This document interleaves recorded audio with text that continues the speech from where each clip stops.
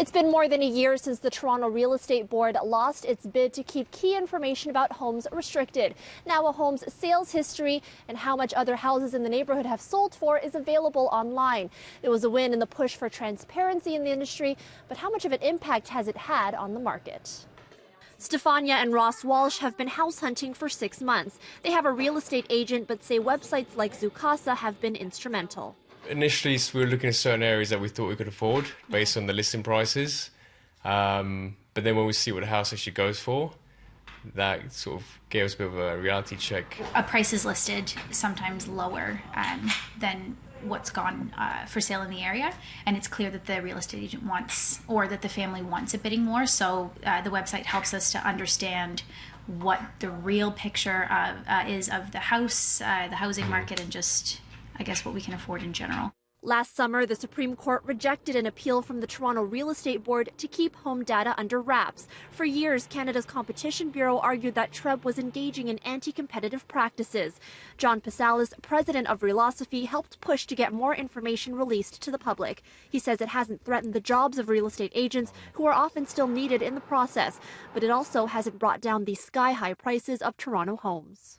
That's the one interesting thing I find. I find that even when people have access to information, it does not stop home buyers from ridiculously overpaying on some homes. So I don't know if they're just some buyers are not doing their research, or they're just having trouble of making sense of the value of properties. Meanwhile, sellers can get a more realistic picture of how their home should be priced based on the sale prices in their neighborhoods. TREB maintains that releasing this information raises major privacy concerns, but agent Paul Raposo says he hasn't found that. In the past, we were able to advertise after we sold a property with permission of the homeowner. We were allowed to advertise the selling price of the property. Now everyone has access to those numbers and those figures, and why shouldn't they? We're not here to hide things from our customers. Now, Stefania and Ross tell us they wish the process of buying a home was less of a game. Well, there could be changes on the horizon that will level the playing field. Coming up, how the provincial government is looking to intervene.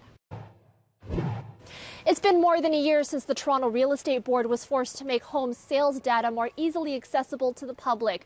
Earlier, we showed you how home buyers and sellers are using that information, but industry participants say more can be done to level the playing field when it comes to how homes are transacted in the province. It would be nice if there was less game playing when they were listing houses, rather than being whole strategic and attracting a ton of people to get into bidding wars. Ross Walsh and his family are not alone in feeling like they're at a disadvantage in the home buying process, but things could be getting better soon.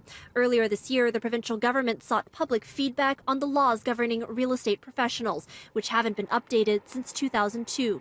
The Ministry of Consumer Services told City News in a statement that it got nearly 7,000 responses, with 39% of them coming from consumers.